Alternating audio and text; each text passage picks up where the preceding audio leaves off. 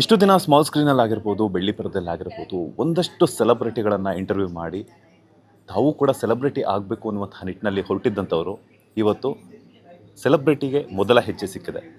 So top notch ಸುಂದರಿ ಅನ್ನುವಂತಹ ಅದ್ಭುತವಾದಂತಹ album song ಈಗಾಗಲೇ ರಿಲೀಸ್ ಆಗಿದೆ, ಕಮಾಲ್ ಮಾಡ್ತಾ ಇದೆ ಸೋಷಿಯಲ್ ಮೀಡಿಯಾದಲ್ಲಿ. ಅದರ ಹೀರೋ ನಿರೂಪಕ ಯಶ್ವಂತ್ ಅವರು ನನ್ನ ಗೆಳೆಯ ಇದ್ದಾರೆ. ಒಂದು ಹೊಸ ಹೆಜ್ಜೆಯನ್ನು ಇಟ್ಟು ಹೊಸ ಪಯಣವನ್ನು ಶುರು ಮಾಡ್ತಾ ಇದ್ದಾರೆ. ಒಂದಿಷ್ಟು ಮಾತುಕತೆ ಆಡೋದಿದೆ, ಮಾತನಾಡಿಸ್ತಾ ಹೋಗ್ತೀನಿ. ಮೊದಲನೇದಾಗಿ ನಮಸ್ತೆ, ಹೇಗಿದ್ದೀರಾ? Thank you bro, thank you so much feature ಮಾಡ್ತಾ ಇರೋದಕ್ಕೆ. ಆ್ಯಂಡ್ ನನಗೆ ಅದೇ ಸ್ಟಾರ್ಟಿಂಗ್ ಇವರು ಬನ್ನಿ ಚಿಟ್ ಚಾಟ್ ಮಾಡೋಣ ಅಂದ್ರೆ ನಂಗೆ ಒಂಚೂರು ಭಯ ಸ್ಟಾರ್ಟ್ ಆಗ್ಬಿಡುತ್ತೆ. ಏನು ಕೇಳ್ತಾರೆ ಒಂದಷ್ಟು ಹೆಂಗೆ ಗೊತ್ತಾ, ನಾವೆಲ್ಲ ಆ್ಯಂಕರ್ ಆಗಿ ಪ್ರಶ್ನೆ ಮಾಡೋದು ಈಸಿ, ಉತ್ತರ ಕೊಡೋದು ಕಷ್ಟ ಅಂತ ಇವಾಗ ಗೊತ್ತಾಗ್ತಾ ಇದೆ ನನಗೆ. ಇದು ನನಗೂ ಕೂಡ ಹೇಳಿದ್ರು ಯಾರೋ ಒಬ್ಬರು, ಬಟ್ ನೀವು ಎರಡನೇ ಸಲ ಹೇಳ್ತಾ ಇದ್ದೀರಾ.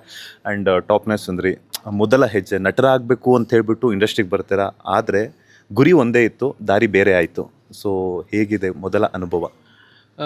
ಫಸ್ಟ್ ಬಂದಾಗ ಅದೇ ಈಗ ನಮ್ಮ ಕಾಲೇಜ್ ಡೇಸ್, ಸ್ಕೂಲ್ ಡೇಸ್ ಅಂತ ಅಂದಾಗ ನಮಗೆಲ್ಲೋ ಒಂದಷ್ಟು ಕನಸಿರುತ್ತೆ. ಅವಾಗ ಒಂದು ಮೆಚುರಿಟಿ ಅನ್ನೋದೇ ಇರಲ್ಲ. ಆದರೆ ನಾವು ಹೀರೋನೇ ಅಂತ ಅಂದಿರುತ್ತೆ, ನಾವು ವಿಲನ್ ಆಗಬೇಕು, ನಾನು ಅಪ್ಪನ ಕ್ಯಾರೆಕ್ಟರ್ ಮಾಡಬೇಕು, ಅಮ್ಮನ ಕ್ಯಾರೆಕ್ಟರ್, ಅವೆಲ್ಲ ಬರೋದೇ ಇಲ್ಲ ನಮಗೆ. ಅವಾಗ ಹೀರೋ ಅಂತ ಅದು ಬಂದ್ಬಿಡುತ್ತೆ, ಫಿಕ್ಸ್ ಆಗಿಬಿಡುತ್ತೆ. ಅವಾಗ ಹೋಗ್ತಾ ಹೋಗ್ತಾ ಹೋಗ್ತಾ ಅದೇ ಯಾವಾಗಲೂ ತಲೆಗೆ ಹೊಡಿತಾನೆ ಇರುತ್ತೆ. ಬಟ್ ಹೆಂಗೆ ಅಂತಂದರೆ ಆಫ್ಟರ್ ಡಿಗ್ರಿ ಆದಮೇಲೆ ಒಂದಷ್ಟು ಆಡಿಷನ್ಸ್ ಅದು ಇದು ಎಲ್ಲ ಹೋಗ್ತಾ ಇದ್ವಿ. ಬಟ್ ಅವಾಗ ನಮಗಿನ್ನ ಫೇಸಲ್ಲಿ ಮೆಚುರಿಟಿ ಇರಲಿಲ್ಲ, ಆ ಒಂದು ಸಣ್ಣಕ್ಕೆ ಇರ್ತಿದ್ವಿ ಅವಾಗಿನ.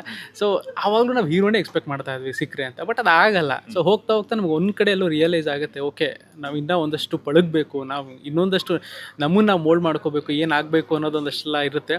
ಸೊ ಆ ಟೈಮಲ್ಲಿ 2018 ಮೀಡಿಯಾ ಕ್ಷೇತ್ರ ಕರೆಯುತ್ತೆ. ಬಿಕಾಸ್ ನನ್ನ ತಂಗಿ ಆಲ್ರೆಡಿ ಜರ್ನಲಿಸ್ಟ್ ಆಗಿರ್ತಾರೆ. ಸೊ ಅವ್ರ ಮೂಲಕ ನಾನು ಬರ್ತೀನಿ. ಸೊ ಬಂದಿದ್ದೇ ಸ್ಯಾಟ್ಲೈಟಿಂದನೇ ಶುರು ಮಾಡ್ಬಿಡ್ತೀನಿ ಜರ್ನಿ. ಅದೊಂದು ಬ್ಲೆಸ್ಡ್ ಅನಿಸುತ್ತೆ ನನಗೆ. ಸೊ ಅಲ್ಲಿ ಸಿಕ್ಕಾಪಟ್ಟೆ ಕಲಿಯೋಕ್ಕಾಯಿತು. ನನಗೆ ಇಂಟ್ರೆಸ್ಟ್ ಇರಲಿಲ್ಲ ಸ್ಟಾರ್ಟಿಂಗ್. ನನಗೆ ಇದೇ ಇಂಟ್ರೆಸ್ಟ್ ಇರೋದ್ರಿಂದ ಅದು ಹೆಂಗಾಗುತ್ತೆ ಏನೋ ನನಗೆ ಗಂಧಗಾಳಿ ಗೊತ್ತಿಲ್ಲ. ಇವತ್ತು ಅವಾಗ ನಮ್ಮ ಅಪ್ಪ ನ್ಯೂಸ್ ಹಾಕೊಂಡು ಕೂತ್ಬಿಟ್ಟು ನಾನೇ ಚೇಂಜ್ ಮಾಡ್ಬಿಡ್ತಿದ್ದೆ. ಇಂಟ್ರೆಸ್ಟ್ ಇರ್ತಿರ್ಲಿಲ್ಲ ನನಗೆ. ಆದರೂ ಬಂದಮೇಲೆ ಈಗ ಸಮುದ್ರದಲ್ಲಿ ನೀರಲ್ಲಿ ಬಿದ್ದ ಮೇಲೆ ಈಜಾಡಕ್ಕೆ ಸ್ಟಾರ್ಟ್ ಮಾಡಲೇಬೇಕು, ಕಲೀಲೇಬೇಕು ಅಂತ ಅಂದಾಗ ಬಂದುಬಿಟ್ಟಿದ್ದೀವಿ. ಇಲ್ಲ ಕಂಪ್ಲೀಟಾಗಿ ಕಲಿಯೋಣ, ನನ್ನ ಕೆಲಸಕ್ಕೆ ನಾನು ಜಸ್ಟಿಸ್ ಕೊಡಲೇಬೇಕು ಅಂತ ಅಲ್ಲಿಂದ ಶುರು ಮಾಡಿದ್ದು. ಸೊ ಆ ಟೈಮಲ್ಲಿ ಕೆಲವೊಂದು ಆಡಿಷನ್ಸ್ ಅದು ಇದು ಎಲ್ಲ ಅಟೆಂಡ್ ಮಾಡ್ತಾ ಇದ್ದೆ, ಬಟ್ ಎಲ್ಲೂ ಆಗ್ತಾ ಇರಲಿಲ್ಲ. ಹೆಂಗಾಗೋಯ್ತು ಅಂತಂದರೆ ಫಸ್ಟ್ ಆಡಿಷನ್ಸ್ ಕೊಡ್ತಾ ಓಕೆ ಒಂದು ಆ್ಯಕ್ಟರ್ ಅಂತಲೇ ಅಂದ್ಕೊಳ್ತಾ ಇದ್ದೆ. ನಾವು ಆ್ಯಂಕರಿಂಗ್ ಹೆಂಗಾಗ್ಬಿಡುತ್ತೆ ಅಂತಂದರೆ ನಮ್ಮನ್ನು ನಾವು ಆ್ಯಂಕರಾಗಿ ಮೋಲ್ಡ್ ಮಾಡ್ಕೊಂಡಾದ್ಮೇಲೆ ಹೆಂಗಾಗುತ್ತೆ ಅಂತಂದರೆ ನಾವು ಮಾತಾಡೋ ಭಾಷೆನೂ ಆ್ಯಂಕರ್ ಥರನೇ ಮಾತಾಡೋಕ್ಕೆ ಸ್ಟಾರ್ಟ್ ಮಾಡ್ತೀವಿ. ನೀವು ಕ್ಯಾಶುವಲ್ ಆಗಿ ಮಾತಾಡಿ ಆ್ಯಂಕರ್ ಥರನೇ ಬಂದುಬಿಡುತ್ತೆ. ಸೊ ನನಗೆ ಯಾರಾದರೂ ಡೈಲಾಗ್ ಕೊಟ್ಬಿಟ್ಟು ನೀವು ಆಡಿಷನ್ ಮಾಡಿ ಅಂತಂದಾಗಲೂ ಸೊ ಅಲ್ಲಿ ಆ್ಯಂಕರ್ ಸ್ಟಿಲ್ ಬಂದುಬಿಡ್ತು.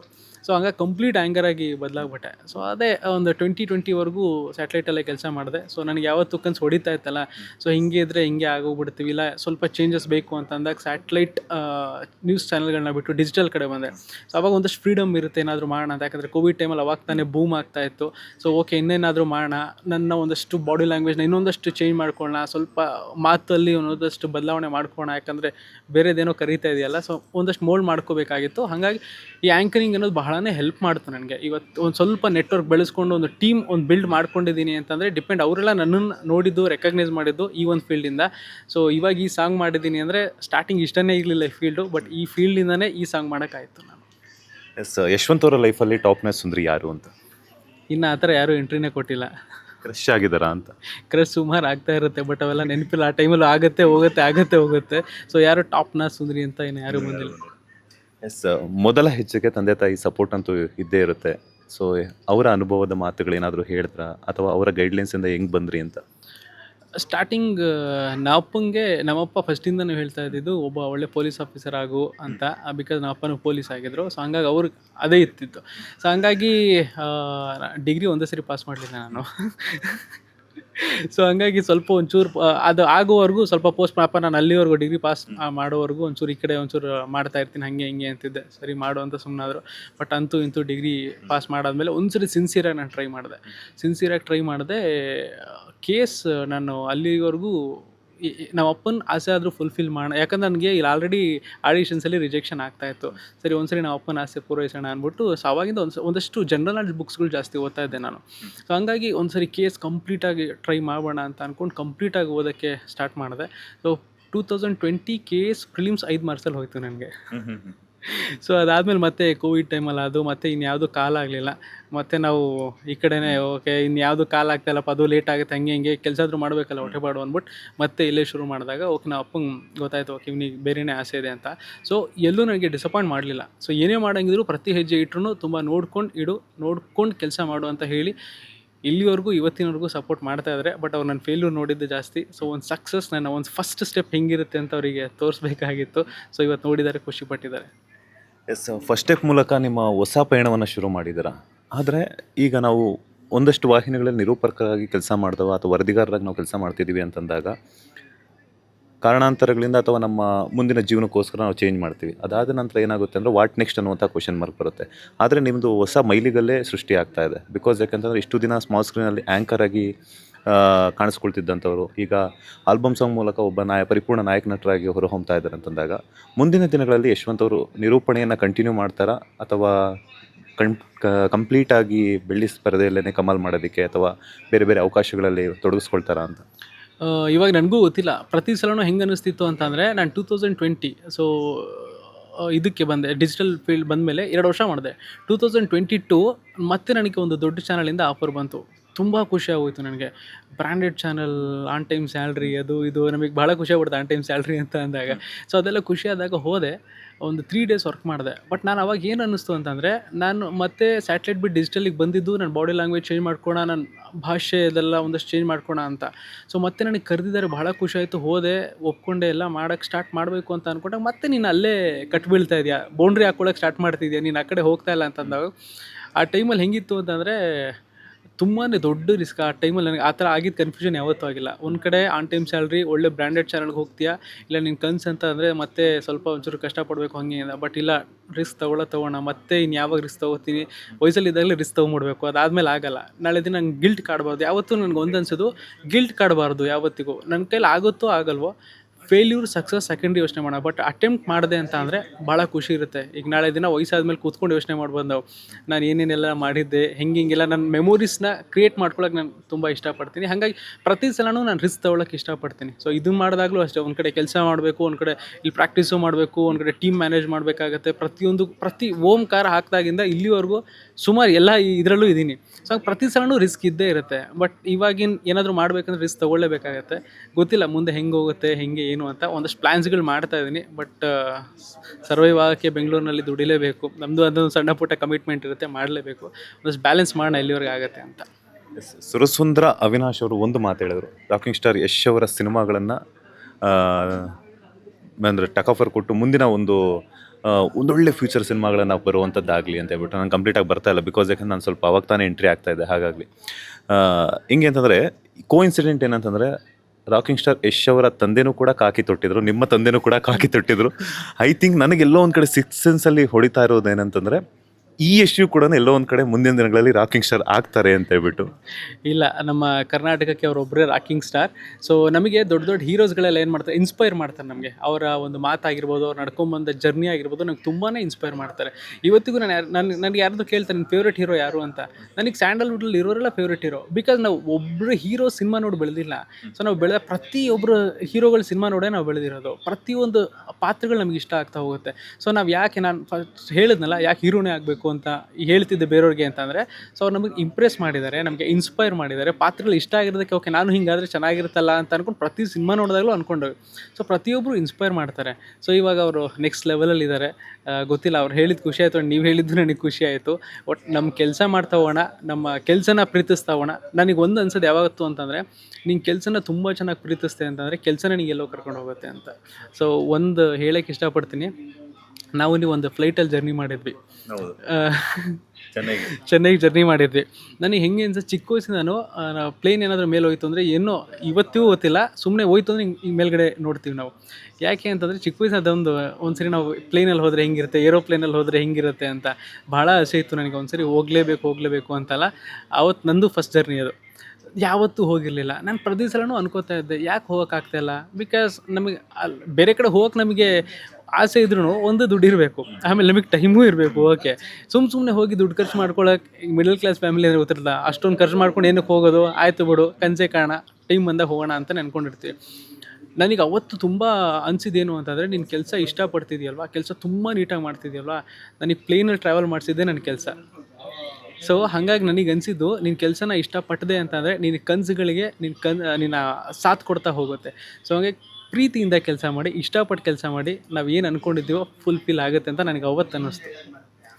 ಈ ನಿರೂಪಕರು ಆ್ಯಂಕರ್ಸ್ ಇಬ್ಬರು ಒಟ್ಟಿಗೆ ಕೂರಿದಾಗ ಒಂದು ಡೈಲಾಗ್ ಹೊಡೆದ್ರೆ ನೆಕ್ಸ್ಟ್ ಡೈಲಾಗ್ ಏನು ಹೇಳಿ ಅದೇ ನಂಗೆ ಗೊತ್ತಾಗ್ತಿಲ್ಲ. ಬಿಕಾಸ್ ಯಾಕಂದ್ರೆ ನಿಮ್ಮದು ಫಸ್ಟ್ ಜರ್ನಿ, ನಂದು ಫಸ್ಟ್ ಜರ್ನಿ, ನಿಮ್ಮದು ಒಂದಷ್ಟು ಆಸೆ ಆಕಾಂಕ್ಷೆಗಳಿದೆ, ನಂದು ಒಂದಷ್ಟು ಆಸೆ ಆಕಾಂಕ್ಷೆಗಳಿದೆ. ನೀವೇನೋ ಡೈಲಾಗ್ ಹೊಡೆದ್ಬಿಟ್ರಿ, ನಾನೇನು ಕೊಡಲಿ ಈಗ? ಮಾತುಗಳೇ ಸಿಗಲ್ಲ ಅಂತಾರೆ. ಆದ್ರೆ ಇಲ್ಲಿ ನೋಡಿದ್ರೆ ಏನು ಆಲ್ರೆಡಿ ಸೆಲೆಬ್ರಿಟಿ ಮೋಡಲ್ ಇದ್ದೀರ ನೀವು. ಇಲ್ಲ ಇಲ್ಲ ಇಲ್ಲ ಹಂಗೆಲ್ಲ ಏನಿಲ್ಲ. ನನಗೆ ಅದೇ ಖುಷಿ ಆಗ್ತದೆ ನೀವು ಒಂದಷ್ಟು ಪ್ರಶ್ನೆಗಳು ಕೇಳಿದಾಗ. ಅಂದರೆ ಖುಷಿ ಆಗುತ್ತೆ. ಬಿಕಾಸ್ ಸಮ್ಟೈಮ್ಸ್ ಏನೋ ನಮ್ಮ ಕಡೆಯಿಂದ ಆಗ್ತಾ ಇಲ್ಲ. ಈಗ ಫಾರ್ ಎಕ್ಸಾಂಪಲ್ ನಾವೇ ದುಡ್ಡು ಹಾಕೋಬೇಕಾಗಿತ್ತು, ನಾವೇ ಯಾವ್ದಾದ್ರು ಒಂದು ಪ್ಲ್ಯಾನ್ ಮಾಡ್ಕೋಬೇಕು, ಇಂಥ ಕಡೆ ಹೋಗಬೇಕು ಅಂತ ಕಡೆ ಹೋಗಬೇಕು ಅಂತಂದರೆ ಇಲ್ಲ, ಕೆಲ್ಸದ ಮೂಲಕ ನಿಮ್ಮ ಕೆಲಸ ಅಲ್ಲಿ ಕರಿತಿದೆ. ಹೆಂಗೆ ಕರಿತಾ ಇದೆ? ಫ್ಲೈಟಲ್ಲಿ ಬಾ ಅಂತ ಕರಿತಾ ಇದೆ. ಸೊ ಹಾಗಿದ್ದಾಗ ನನ್ನ ಕೆಲಸ ನನಗೆ ಕರ್ಕೊಂಡು ಹೋಯ್ತಲ್ವ ಅಂತ ಅವತ್ತು ರಾತ್ರಿ ಎಲ್ಲ ನಾನು ನಿದ್ದೆನೇ ಮಾಡಿಲ್ಲ. ಬಿಕಾಸ್ ನನ್ನ ಕೆಲಸ ಅವತ್ತು ನಾನು ತುಂಬ ಚೆನ್ನಾಗಿ ಮಾಡಿದ್ದಕ್ಕೆ ನನಗೆ ಕರೆದ್ರು. ಓಕೆ ಯಶವಂತೇ ಬೇಕು, ಯಾಕೆ ಅಂತಂದರೆ ಕೆಲಸ ಚೆನ್ನಾಗಿ ಮಾಡ್ತಾನಲ್ವ, ಯಶವಂತೇ ಕಳಿಸಿ ಅಂತಂದರೆ, ಯಾಕಂದರೆ ನಮ್ಮ ಪರ್ಸ್ನಲ್ ಅಲ್ಲ, ಈಗ ಆಫೀಸಿಗೆ ಹೇಳಿರ್ತಾರೆ ಅವರು, ಸೊ ಆಫೀಸವ್ರು ನಮಗೆ ಕಳಿಸ್ತಾರೆ ಅಂತಂದರೆ ಅದು ಜವಾಬ್ದಾರಿ, ನಾವು ತುಂಬ ಚೆನ್ನಾಗಿ ಮಾಡಿದ್ದೀವಿ ಅಂತ. ಸೊ ಅಲ್ಲಿಗೆ ನನಗೆ ಅನಿಸಿದ್ದು ಕೆಲಸನ ನಾವು ಇಷ್ಟಪಟ್ಟರೆ ಕೆಲಸ ನಮ್ಮ ಆಸೆಗಳನ್ನ ಈಡೇರಿಸುತ್ತೆ ಅಂತ.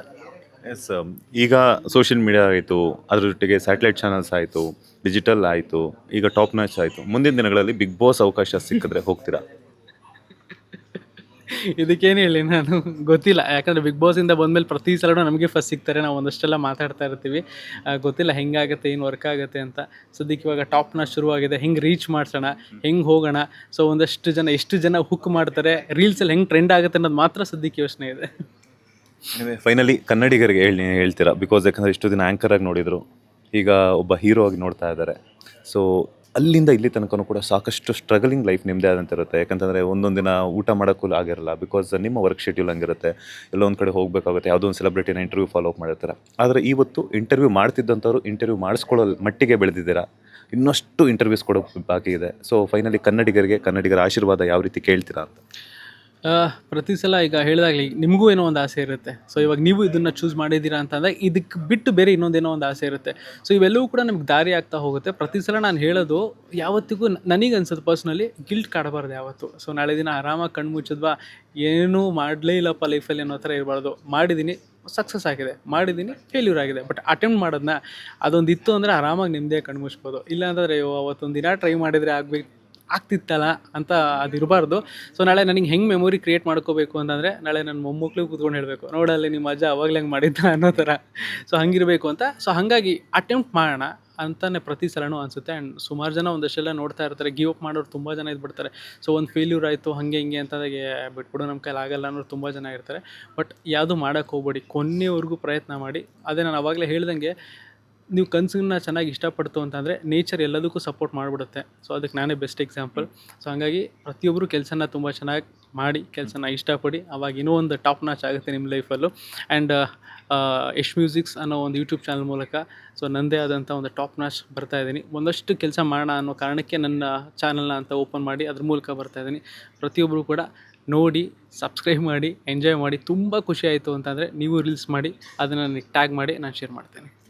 ಕೊನೆಯದಾಗ ಒಂದು ಪ್ರಶ್ನೆ, ನಟನಾಗಿ ಕಂಟಿನ್ಯೂ ಆಗ್ತಾರಾ, ನಿರ್ದೇಶಕರಾಗಿ ಲೈಕ್ ಡೈರೆಕ್ಟರ್ಸ್ ಕ್ಯಾಪನ್ನು ತೊಡೋವಂಥ ಪ್ಲಾನ್ಸ್ ಇದೆಯಾ ಅಂತ? ಇಲ್ಲ ಗೊತ್ತಿಲ್ಲ. ಬಟ್ ಪ್ರತಿ ಸಲನೂ ಒಂದಷ್ಟು ಇದು ಮಾಡಬೇಕಾದ್ರೆ ತುಂಬಾ ಎಕ್ಸ್ಪೀರಿಯನ್ಸ್ ಆಯಿತು. ಯಾಕಂದ್ರೆ ನನ್ನ ಫಸ್ಟು ಹೆಂಗೆ ಸ್ಟಾರ್ಟ್ ಆಗುತ್ತೆ ಅನ್ನೋದು ನನಗೆ ಗೊತ್ತಿರಲಿಲ್ಲ. ಆ್ಯಸ್ ಎ ಆ್ಯಂಕರ್ಸ್ ನಾವೆಲ್ಲ ಸ್ಕ್ರೀನ್ ಮೇಲೆ ನೋಡಿದಾಗ ಓಕೆ ಹಿಂಗೆ ಅಂತ ಒಂದಷ್ಟು ಜಡ್ಜ್ ಮಾಡಿಬಿಡ್ತೀವಿ. ಬಟ್ ಒಬ್ಬ ಮೇಕರ್ ಅಂದಮೇಲೆ ಎಷ್ಟು ತಲೆನೋವಿರುತ್ತೆ ಅಂತ ನನಗಿದು ಮಾಡಿದಾಗ ಗೊತ್ತಾಯಿತು. ಸೊ ಸ್ಟಾರ್ಟಿಂಗಿಂದ ಇವತ್ತಿನ ತನಕ ಪ್ರತಿಯೊಂದು ದಿನವೂ ಪ್ರತಿಯೊಂದು ಟೈಮಲ್ಲೂ ಕೂತ್ಕೊಂಡಾಗ ಎಷ್ಟು ಕೆಲಸ ಇರುತ್ತೆ ಅನ್ನೋದೆಲ್ಲ ಗೊತ್ತಾಯಿತು. ಒಂದಷ್ಟು ಟೆಕ್ನಿಕಲ್ ವರ್ಕ್ಸ್ ಎಲ್ಲ ಕಲಿತಾ ಹೋಗ್ತೀನಿ. ಡೈರೆಕ್ಟರ್ ಕ್ಯಾಪ್ ಅನ್ನೋದು ಬಹಳನೇ ದೊಡ್ಡ ಜವಾಬ್ದಾರಿ. ಪ್ರತಿಯೊಬ್ಬರನ್ನು ಮ್ಯಾನೇಜ್ ಮಾಡೋದಿದೆಯಲ್ಲ, ನಾನು ಈ ಸಾಂಗ್ನಲ್ಲಿ ಒಂದಷ್ಟು ಮ್ಯಾನೇಜ್ ಮಾಡೋದ್ರಲ್ಲಿ ಮಿನಿಮಮ್ ಇಲ್ಲ ಒಂದು 5 ದಿನ ಕರೆಕ್ಟಾಗಿ ನಿದ್ದೆನೇ ಮಾಡಿಲ್ಲ, ಪ್ರತಿಯೊಂದನ್ನು ಮ್ಯಾನೇಜ್ ಮಾಡಬೇಕು ಅಂತ ಅಂದಾಗ. ಸೊ ಸಿನಿಮಾ ಅಂತ ಅಂದಾಗ ತುಂಬ ದೊಡ್ಡ ಟಾಸ್ಕ್ ಅದು. ಗೊತ್ತಿಲ್ಲ ಮುಂದಿನ ದಿನಗಳಲ್ಲಿ ಹೆಂಗಾಗುತ್ತೆ ಅಂತ. ಸೊ ಕೆಲವೊಂದು ಹೊಳೆದಾಗ ಓಕೆ ಇದು ಚೆನ್ನಾಗಿದೆಯಲ್ಲ ಅಂತ ಲೈನ್ ಸಮ್ಟೈಮ್ಸ್ ಹೊಳಿತಾ ಇರುತ್ತೆ. ಮುಂದಿನ ದಿನಗಳು ತುಂಬ ಎಕ್ಸ್ಪೀರಿಯನ್ಸ್ ಆಯಿತು ಅಂತಂದರೆ ಒಂದು ಟ್ರೈ ಮಾಡೋಣ, ಅಲ್ಲಿವ್ರಿಗೆ ಗೊತ್ತಿಲ್ಲ ಹೆಂಗಾಗುತ್ತೆ ಅಂತ. ಒಳ್ಳೆಯದಾಗಲಿ, ನನಗೂ ಒಂದು ಸಣ್ಣ ಪಾತ್ರ ಕೊಡಿ. ಡೆಫಿನೆಟ್ಲಿ ಕೊಡೋಣ. All the best. Thank you so much. ಒಂದಷ್ಟು ಸಮಯವನ್ನು ನಮ್ಮ ಜೊತೆ ಕಳೆದಿದ್ದಕ್ಕೆ ತುಂಬ ಖುಷಿ ಆಗ್ತಿದೆ. ನಮ್ಮ ಜೊತೆ ಇಷ್ಟು ದಿನ ಮೈಕ್ ಇಟ್ಕೊಂಡು ಇಂಟರ್ವ್ಯೂ ಮಾಡೋದಕ್ಕೆ ಕಿತ್ತಾಡ್ತಿದ್ವಿ, ಆದರೆ ಇವತ್ತು ಇಂಟರ್ವ್ಯೂ ಮಾಡಿಸ್ಕೊಳ್ಳೋ ಮಟ್ಟಿಗೆ ಬೆಳೆದಿದ್ದೀರಾ. ಇದು ಮತ್ತಷ್ಟು ಬೆಳವಣಿಗೆಗೆ ಒಂದು ದಾರಿದೀಪವಾಗಲಿ, ಒಳ್ಳೆಯದಾಗಲಿ. All the best. ನನ್ನ ಫಸ್ಟ್ ಸ್ಟೆಪ್ಪಿಗೆ ಸಪೋರ್ಟ್ ಮಾಡೋಕ್ಕೆ ಬಂದಂಥ ನಿಮಗೂ ಕೂಡ ಥ್ಯಾಂಕ್ ಯು ಸೊ ಮಚ್. ಬಹಳ ಖುಷಿ ಆಯಿತು. ಸೊ ನೀವು ನನ್ನನ್ನು ಫೀಚರ್ ಮಾಡ್ತಾ ಇರೋದಕ್ಕೆ ಇನ್ನೂ ಖುಷಿ ಆಯಿತು. ಇದೇ ಸಪೋರ್ಟ್ ಇರಲಿ, ಖಂಡಿತ ಇನ್ನೊಂದಷ್ಟು ಏನಾದರೂ ಮಾಡೋಣ. Thank you. ಇದಾಗಿತ್ತು ಇಷ್ಟು ದಿನ ನಿರೂಪಕರಾಗಿ ಕಮಾಲ್ ಮಾಡಿದ್ದಂತಹ ಯಶವಂತ್ ಅವರು ಈಗ ನಾಯಕ ನಟನಾಗಿ ಟಾಪ್ ನಾಚ್ ಸುಂದರಿ ಈ ಒಂದು ಆಲ್ಬಮ್ ಸಾಂಗ್ ಮೂಲಕ ಬೆಳ್ಳಿ ಪರದೆಗೆ ಪಾದಾರ್ಪಣೆಯನ್ನು ಮಾಡಿದ್ದಾರೆ. ಸೊ ಈಗಾಗಲೇ ಅವರ ಸಾಂಗ್ ಅಂತೂ ರಿಲೀಸ್ ಆಗಿದೆ. ನೀವು ಕೂಡ ನೋಡಿ ಅರಸಿ ಆಶೀರ್ವಾದ ಮಾಡಿ ಅಂತ ಹೇಳ್ತಾ ಕ್ಯಾಮ್ರಾ ಪರ್ಸನ್ ಉದಯ್ ಜೊತೆ ಮಂಜುನಾಥ್ ಶ್ರೀನಿವಾಸ್, ಸುಮನ್ ಟಿವಿ ಕನ್ನಡ, ಬೆಂಗಳೂರು.